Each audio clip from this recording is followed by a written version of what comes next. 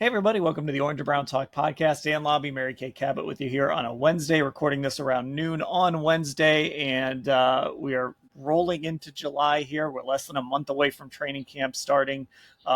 So let's talk about some players. Let's talk about some guys that this season there's a lot on the line for, guys that the Browns need to find out about, whether it's just a young guy getting an opportunity, a guy in a contract year, or a guy in a new role, whatever it is, Mary Kay. Let's go through some names here that we're looking at as, hey, 2025 is a big year for this guy.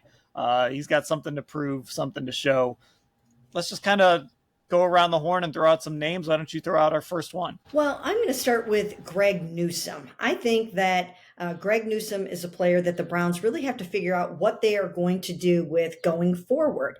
We know that Andrew Berry loves his draft picks. We know he loves his cornerbacks. And of course, Greg Newsome falls into both of those categories.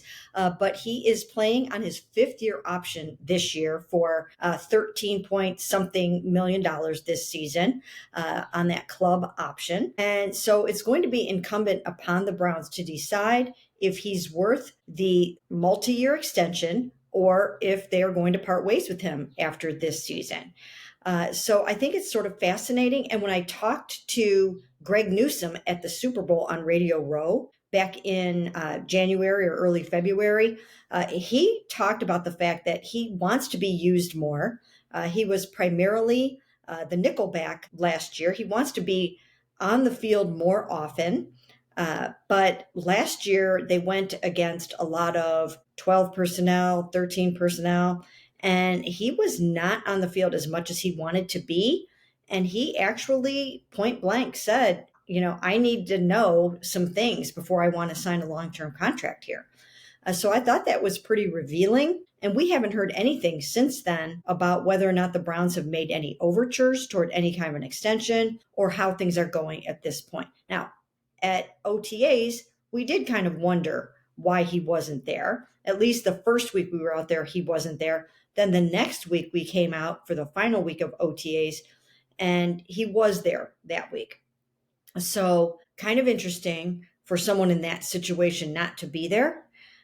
But he's definitely one of these players that we have to look at this year and wonder what the future holds. It's been an interesting kind of relationship with Greg and sort of his role. And last year was the first year. He's been their slot guy for a few years, but last year it was really kind of the first year where when they did have two corners on the field, he wasn't one of them. In years past, it would be Denzel and Greg, and then they would go three wide and they move Martin onto the field. And then Greg Newsome would slide to the inside. Last year, we didn't see that. They really gave Martin Emerson a lot of opportunities. We're going to talk about Martin, too, in a little bit here. But it's been a sort of strange relationship with Greg and his role. And we've talked so much about playing the slot and learning to play the slot. And I think he kind of grudgingly accepted it over time. But I can also understand him looking at this and saying, look, these guys look at the marketplace, and I'm sure he knows outside corners are the guys that get paid right now.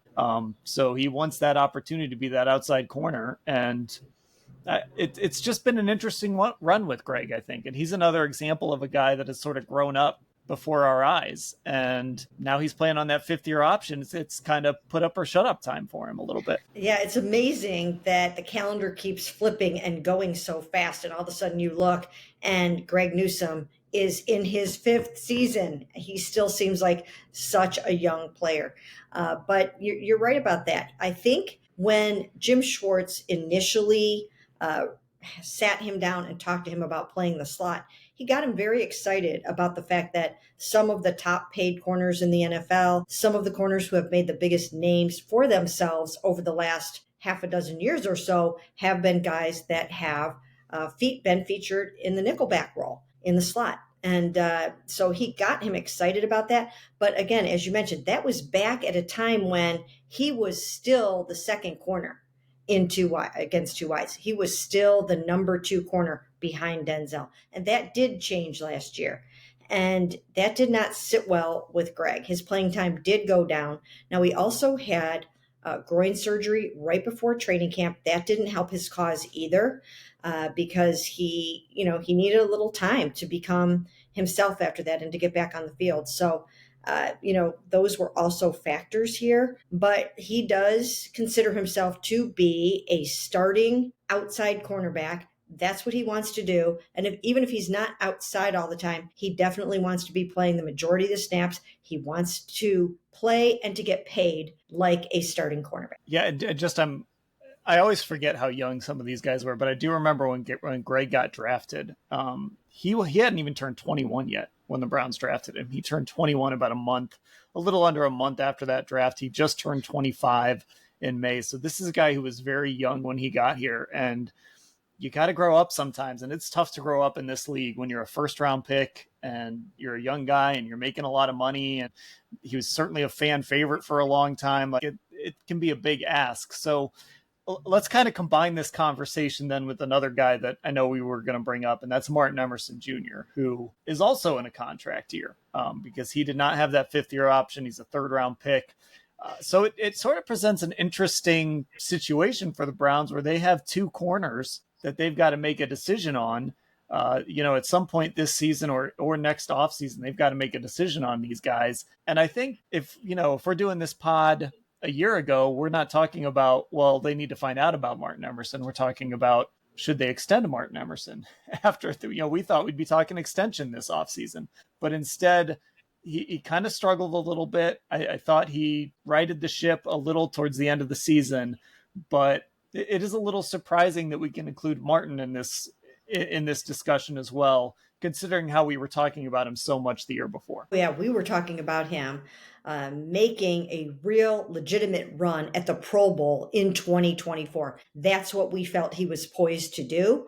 And it just did not work out that way. And we talked a little bit on the pod yesterday about how some of the pressure issues up front haven't helped the guys on the back end. And once they get that cranked up and rolling, I think all of the guys, of course, on the back end are going to benefit from that. But Martin was thrust into more of that number two corner role, having to go against the best or the second best wide receiver, being on the field all the time, and then also being out on an island in the man heavy scheme of Jim Schwartz. And there were times, I think, where he may have felt like it was a little bit too much and that he was not being hung out to dry, but just on an island a little bit too much. So he is tied to the whole Greg Newsome thing because you've got Greg who wants that smoke. He wants to be out there more on an island or wherever, and he wants those reps. He wants to play outside. And then you've got Martin who is needing a rebound year. He really, really needs a rebound year if he is going to get that extension. Now, they might extend him before the season. They might just look at last year as a bit of an aberration and think that, they know what he is. They know what he can do. I mean, if you look at the Pro Football Focus rankings, they're not good for Martin Emerson, but sometimes those rankings don't match up with the performance of the player or the rankings of the Browns. So I don't think they're looking at him as the 120th best cornerback in the NFL. But they also still have to make some decisions on how much they want to pay both of these guys because the top cornerbacks are making a fair amount of money now over, I don't have the top one in front of me, but Denzel's making over $20 million a year.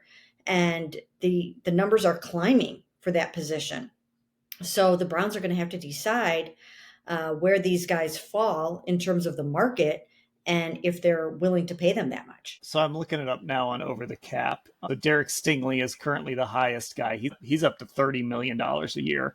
Young corner for the Texans. J.C. Horn with the Panthers is at 25 a year. Jalen Ramsey, who is on the trade block, 24 a year. So you're looking at, Denzel Ward is still 1, 2, 3, 4, 5. He's still the sixth highest paid corner in the league at $20.1 million a year. But you look at some of these deals, they're starting to push towards that 25. Like I said, there's one guy in Derek Stingley who's at $30 million a year. But, you're looking at that 24, 25 as kind of a starting point for a top corner at this point in the league. What I think is interesting, and I'm literally just doing this research on the fly, but when you look at the position, the lineup data from Pro Football Focus, they kind of tell you where guys line up in every given game. And you see like Denzel Ward, most of his snaps came at left cornerback. and Martin Emerson, most of his snaps came on the right side, which indicates the Browns aren't traveling Denzel Ward a lot, or at least they weren't last year. And I've always wondered, like, Denzel strikes me as a guy that can play either side. I think you could play, like, if he went against a guy who lined up in the slot a lot, I think you could play him in the slot too. And I wonder if that would help Martin a little bit. If, hey, Denzel's going to take the best guy, and wherever that guy lines up, Denzel's going to go there. And Martin, you're going to take somebody, or you can play that matchup game where maybe a team's number one receiver, maybe it's AJ Brown, right? A bigger, stronger guy. That's a good matchup for Martin Emerson, as opposed to maybe a smaller, shiftier guy. If they could maybe make life easier for Martin Emerson, if they matched him up a little differently, other than just basically sending your guys out there and playing halves. Yeah, I think that's a great solution to help maximize Martin Emerson's strengths. So mixing it up that way a little bit, I think would be really good for him. And then also giving him, playing a little bit more, mixing in a little bit more zone, giving him a little bit of safety help. I think some of those things are things that would really help him. And what happens at that position is that you have to be extremely confident, because all you ever see, or not all you ever see, but a mistake by a cornerback can result in a touchdown very easily. So if a guy gets beat, it stands out like a sore thumb. And you need to have confidence at that position. So I think the beginning of the season has got to be rebuilding and restoring Martin's confidence. Now, he would never say that he has ever lost even a shred of confidence. But the better you play, the more plays that you make, the more bats that you get, the more breakups, the more interceptions that you get, your confidence grows. And they need to do whatever they can to get him feeling really good about himself. Okay, who else do we need to talk about here? Well, I think let's talk about Dawand Jones. I think this is an incredibly big year for Dawand Jones. He's stepping in as the starting left tackle, and that's a big, big job. He's mostly played right tackle, both with the Browns and at Ohio State. So he's not comfortable over there yet. It's not, he has to develop some muscle memory on the left side. He's got to get his brain switched around and thinking in a different way. He did do it again some at Ohio State. And when I initially talked to him about this 2 camps ago, he was all about it. And he really wanted to do it and knew that he could do it. But now that it's here and it's upon him, and he had a 3-game tryout at it last year, I think he's recognizing that there's going to be some growing pains and a little bit of a learning curve for him. And he also needs to get his confidence up. So they're going to have to give him a little bit of chipping help in the beginning. And they're going to have to make sure that he feels really, really good about playing this spot. It would be an absolute coup for the Browns if Dawand Jones ended up being their left tackle after the Jedrick Wills situation. But I do think, kind of in regards to the whole idea of him saying maybe it's something he's, what he said here in the offseason program, I feel like sometimes he suffers a little bit from what Jed Wills suffered from, and that's like sometimes he's just a little too honest. And, him and Jed were close, and sometimes Dawand is just a little bit too honest, and sometimes he's just a little bit too, we won't complain. It's good for us. But sometimes Dawand can be a little bit too honest and a little bit too like, I don't know about switching to the left side, and I've always played right tackle and all of that. But if the Browns can kind of salvage this left tackle position with a guy they took in the 4th round after what happened with Jed Wills, that's how you erase mistakes in the NFL. Jed Wills will always be a mistake, and it'll always be like a miss for Andrew Berry. But if he finds some other solution elsewhere, and Dawand Jones is your left tackle for the next 10 years, nobody's going to care about that miss on Jed Wills. Right. And when you think about it, they went 3 years without a 1st-round pick. And then when you go back to their initial 1st-round pick in Jed Wills in this regime in 2020, once again, it didn't work out. He didn't make it to his 2nd contract here. And then their next 1st-round pick in Greg Newsome hasn't made it to his 2nd contract here. So when you look at these 5 years in total, they don't have any 1st-round picks to show for it, really. So you do then need the Martin Emersons to overachieve and play over their heads. You do need the Dawand Joneses to leap out of the 4th round and play like a first rounder or a second rounder. And the signs were there early on that he had the potential to play like a first round tackle. And I think a lot of teams, when he played at right tackle early on, would have thought, hey, if I could have gotten that somewhere in the first round, I would have been happy with that. So now they really kind of need him to come through for them over there at left tackle, not just because of the Jed Wills miss, but because of this string of no first round picks that, they just don't have anything to show for it. And the other thing too, and obviously, this is limited because he's going into his third year, but it would help him financially too if their left tackle was, this year his cap number is 1.2 million. Next year his cap number is 1.3 million. So if you could get a couple cheap years at left tackle, and then of course if he's successful there, you're going to extend him and pay him a lot of money. But it would certainly help them to have a cheap left tackle here for a couple years as well. So that would benefit them as they kind of navigate this cap situation. Yeah, they're still bargain hunting wherever they possibly can. We've talked about that. This year, Deshaun's cap number is a big number again. It's in the high 30s, I think. And then next year it's 80, and they're going to have to spread that out. But it means that you have to be very judicious with the other contracts and players on your football team. And it's why you have a quarterback room where it's filled up with 4 quarterbacks who total $7.6 million in cap hit this year, all 4 of them together. That's nothing. So, that would be good for them if Dawand can be on that very, very cheap contract and be your starting left tackle. Those are the kind of hits they have to make right now. Okay, let's talk about David Njoku. So he's going into the last year of his contract, and he's a guy that obviously is going to be very important to this offense. They need him to play well. He's coming off a year where, he dealt with a lot of injuries. He's going to turn 29 here in about a week and a half on July 10th. So he's certainly getting up there. He came into the league in 2017. So he's going into year 9 here with the Browns. I feel we've seen what David Njoku can be at his best. And obviously the end of 2023 really stands out. I think there was some hope that he was going to be able to build on that into next year, and we were going to finally have that one David Njoku season where he has like 1,000 yards and hits that 8 touchdown mark for you, Mary Kay. But it obviously didn't happen as he played through some injuries, only played in 11 games, and a lot of those 11 games he was playing hurt. I would be a little nervous about extending David Njoku. It's something you probably have to do. I would be a little nervous about extending him too far for too much money just because of where he is physically and where he is age-wise. But, this year, if he can kind of put whatever happened last year behind him and become that reliable number 1 tight end again for them, it's an important year for him to kind of show he's got some wheels left, I guess. It is an important year because, of course, it is a contract year, and he can hit the jackpot after this year and be one of the highest paid tight ends in the NFL if it goes well for him.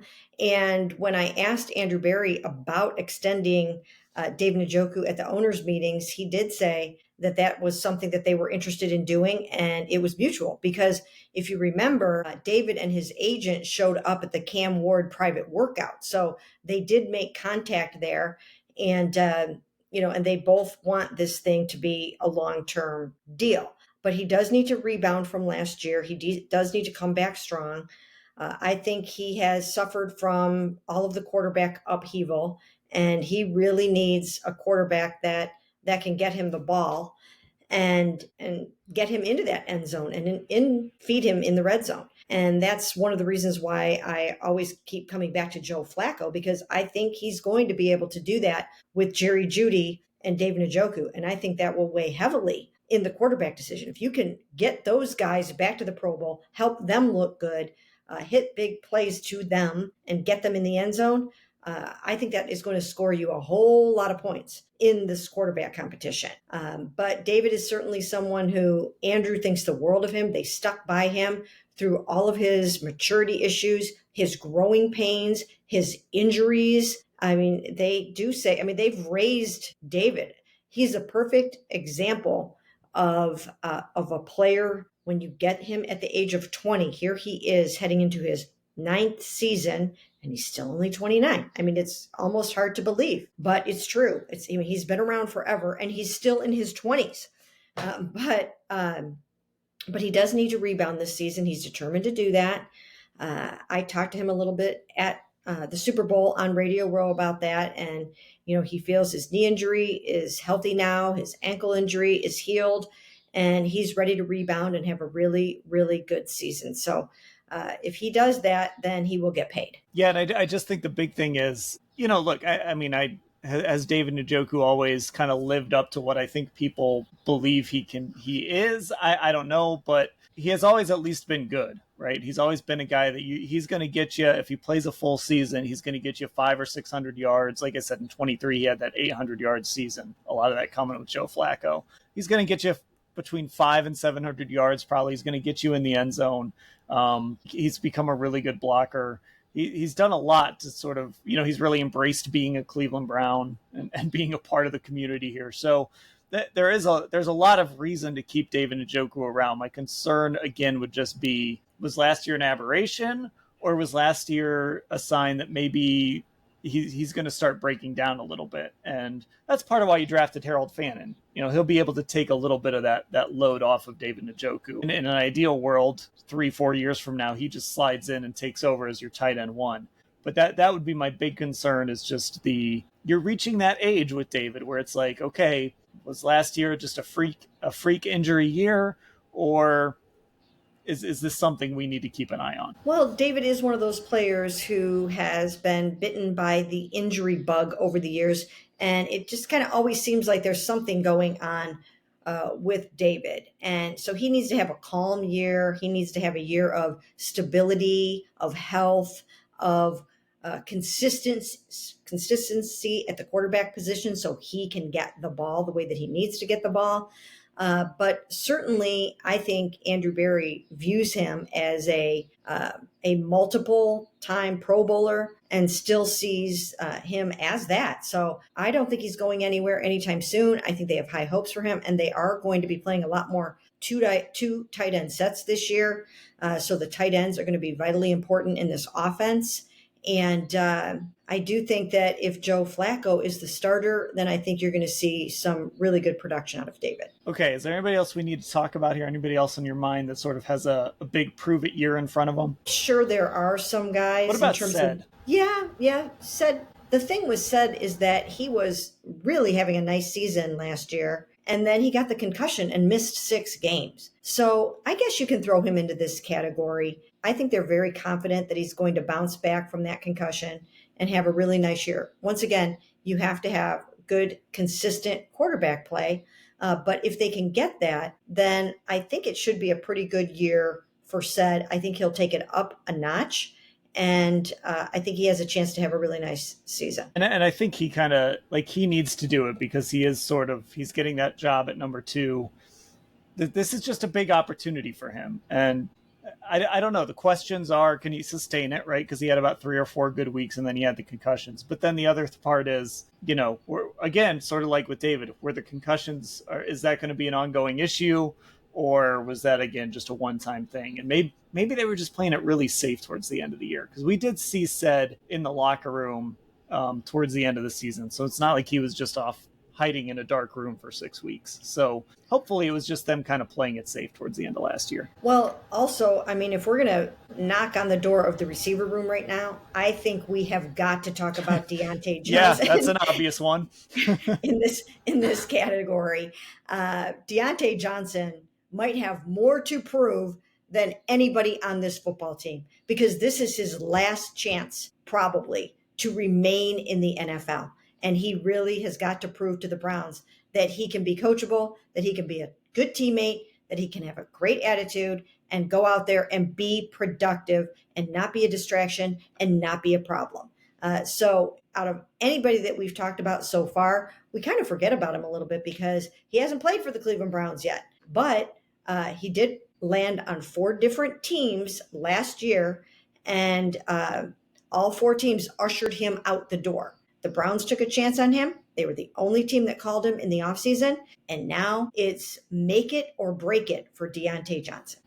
It's such a low risk signing. but it's also like you are bringing someone into your building who a bunch of teams last year said no thanks. And so I don't know, maybe I guess that goes one of two ways. It gets his attention and he comes in understanding like this is my last chance to kind of be the player I was in Pittsburgh and turn that into something long term.